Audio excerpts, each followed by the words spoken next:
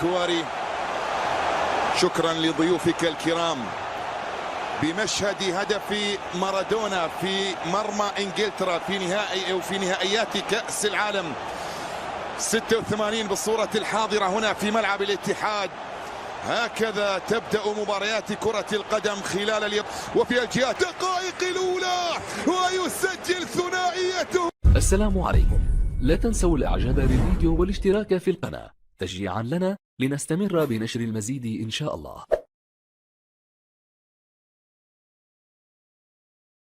يعني عام وعام مزيان. اوكي